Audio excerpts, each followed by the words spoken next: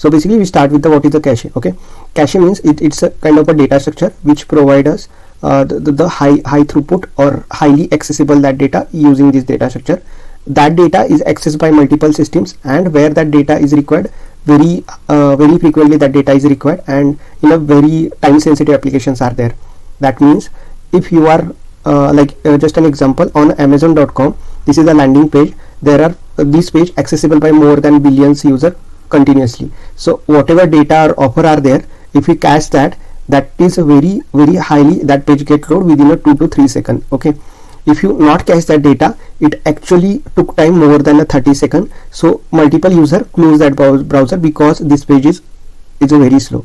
That's why where caching is a very important. Some data caching is applicable when data is static or the data is changing, and based upon highly frequency of that data getting used, there we are applying cache. Okay, in a today's session we talk about why caching is required, where to use the caching, what are the type of caching, and example with the sample code with the Spring Boot application. Okay, so first question, why caching is required. In example we already covered where the multiple system are accessing the data, and that data required on very time sensitive application, like within a microsecond we want that data in a such system, we are using a caching. Okay, just to point out, access faster, less expensive operation, and highly requested resources. Okay, these are the three things. If you in your cases, suppose you are building application, if these three things are satisfied, that means you need to put data into cache. Okay, next part, where use a cache. Okay, suppose you are hitting a query to MySQL database. Okay, MySQL database, that database took 20 seconds to execute. Okay, and your API SLA is 10 seconds. So in that case, either you need to optimize this query or you need to cache that data. So based upon requirement, you can check that. Okay, so in such a cases where CPU or IO bound exception, we have strict SLA or a strict deadline, we need to do faster performance, and the resource is not continuously changing, it's the static one, or after certain intervals that get changed, that data we can cache. Okay, these are the 2 points where to use the cache.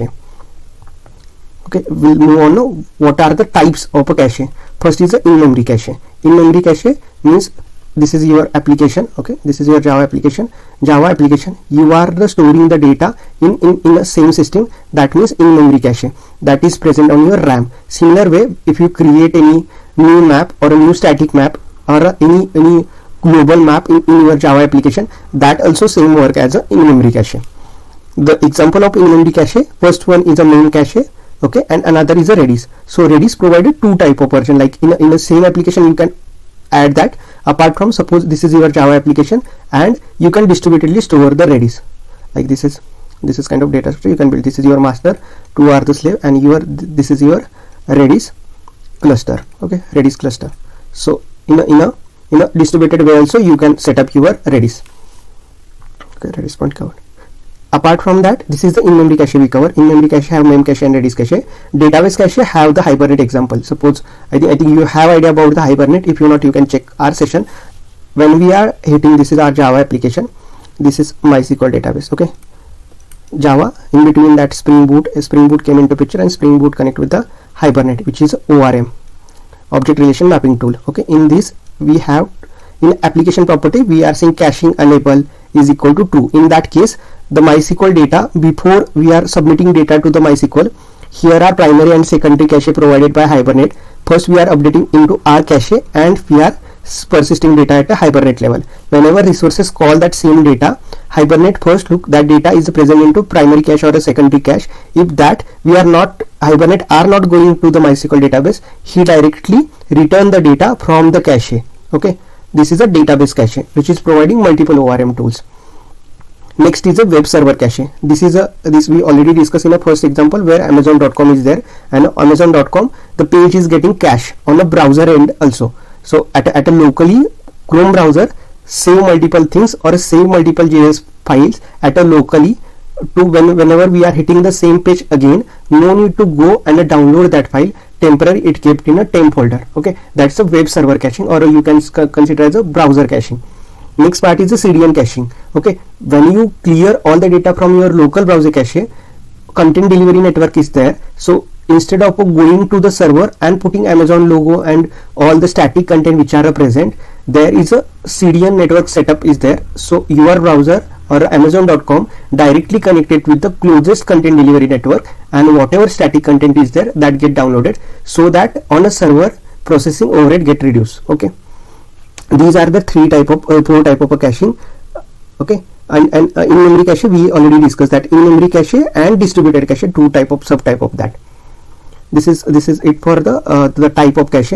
First we check how cache, then next point is how cache is working. Okay, whenever request came to your application through the mobile, laptop, desktop, any from any system, request came for a create and update in a Spring Boot application, we put that cache, that data into Spring our cache, and cache persists that data in a database. And whenever read request came, this is for the write purpose. Okay, whenever read request came for the response, or we can calculate this read data. So first we check that data, this request go to the Spring Boot application. Spring Boot check that data is present in a cache or not. If present into cache, we are not connecting with the database. From here onward we are returning the data through the cache layer.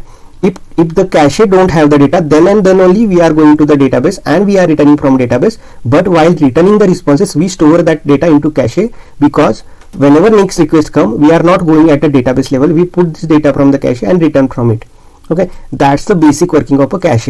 There are multiple policies how cache should work. Like write through means same the type data should be written into cache and written into database. Next policy is the write behind, means first we are writing data into cache, then the request came for write, we write into cache, return from response here. The write into database, it's a sync request. But in a write through, this is a sync operation. First we are writing into cache, then writing into database, and then return the request. But in a write behind, only we write on a cache. Database cache is a sync process. Same happen with the read through process also. Like we are reading from a cache and returning that, but while at a database we are reading the data from database, putting into cache, and then returning, because that's the easy whenever new request came. That's the basic working of the cache. Next part is the cache type. Okay, means where actually this, suppose this is your Java application. In a Java application, we know that in a Spring Boot, cache manager provided by Spring Boot application to manage our cache. Cache have the three type, like you know already, like JVM, like Java Virtual Machine, have the three data storage. First is a heap, another one is a method area, and last one is a stack area. Okay, stack area. On whatever new object get created, that is by default created on a heap. Okay, so cache is also, firstly we discuss, it's the special kind of the data structure. Okay, this is also data structure. Okay, this already we discussed. So this is a data structure. That means it by default stored on a heap. So in a data structure, in a cache, there is one cache which is stored on a heap, not on a heap, which is off heap, and on a disk. So these three kind of types are there in a cache at a storage policy. Okay, any question in that, just let me know. I will explain in a detail in the next session. Okay, we move ahead with the Spring Boot configuration. What are the annotation is required? Suppose if you we already discussed how to write the application. You can check previous sessions how to start with the Spring Boot application. But when we are writing @Spring application, at that on a main class, we need to write the enable caching. That means we are telling to Spring Boot that my application required the caching step. So by default, all the auto completion is done for your application. Okay, next is a cache. Means where actually you need to cache data, there we need to put this @caching. Caching put in a caching where you are adding that data. Means you are capturing the all student data. So on that get student method, you need to write that cache put. Cache evict means at what level you are saying that older data is invalidate, clear on the cache. At that place you need to mention a cache evict. And what are the entities are cacheable, like in example we said student. So on a student it should be cacheable, student should be cacheable. Okay, we will talk detail, and with the example of a code we check where actually this exception is required. Just high level I mentioned the configuration. Okay, two things are required when we talk about the Spring Boot caching mechanism, because Spring Boot we already discussed multiple times that Spring Boot provide all the auto completion thing. So when we say enable caching, that time cache manager is a provided Spring Boot to us to manage our caching. Internally the caching is managed by concurrent hash map, because concurrent hash map read is not blocking, write is blocking. Okay, for that due to that properties, internally concurrent hash map is work. So whenever in interview, if anyone ask about in a Spring Boot by default caching, what is the internal data structure is used, you should tell that concurrent hash map, and the reason behind that, in a normal hash map, in a read and write every bucket get locked, but in a concurrent hash map only at a write operation the bucket get locked. On a read operation there is no lock at a bucket level. Okay, move ahead with the sample application. Like we already discussed that Spring Boot caching application, this is the main class or entry point for the Spring Boot application. Okay, Spring Boot application, this is the entry point. That's why we are mentioning Spring Boot application as an annotation. Here we are saying I need auto completion for enable caching. All the caching is required. On a user service, we are saying that employee is the entity that need to cache under this employee name. He is an employee. Okay, and a cache config is there. We need to define. Apart from that, like already we discussed that student, if you want to cache student, then you should say cacheable value like student info under the key. Suppose 1 is equal to Ram, so under the 1 ID Ram is getting cached. If you say 2 is the Lakshman, so in the ID 2 Lakshman getting cached. So by ID also we can cache, and at this place all the employee are getting cached under the employee name. Okay, there are two ways to do that. Apart from that, we already discussed about the cache evict and cache put. Cache put, where we put actually at what level you need to cache that data. So like here, cache put means on employee, means whenever update employee called, in a employee name with the ID data should be getting cached. Okay, so cache put means in your special kind of data structure, you will add that data into this data structure with this cache name. There are multiple data structure. Okay, this data structure is not name is employee. Put here ID as a 1 and value against is a Ram, and put value 2 here and the value is a Lakshman. Okay, this is a way we are putting that data. Apart from this, when that data should be get vanished, that also need to configure. For that, Spring provide cache evict as a functionality. Whenever get name method call, all the values under student data that get vanished. But in our case, we are saying whenever get employee is called, all the employee data should get invalidate. All the entries is equal to 2. If you want, you can do ID specific that invalidate that data. Okay, I took this example because we will get to know all the entities, or the ID specific also you can remove or the evict the data from Spring Boot. This is the basic example, means what you can do with the caching, with the ID, without ID, how to evict, how to invalidate, all the steps are there. You have any doubts, let me know. In the next session we talk about the configuration thing. What are the configuration is required? First we check the annotation, but in a pom.xml we need to define the Spring Boot starter cache. That means all the libraries required that is getting download in your application after putting this line into pom.xml. That done by Maven. Okay, last in our session, if in interview you ask what are the options are there, or the by default auto configuration by Spring Boot provided, what are the cache are there.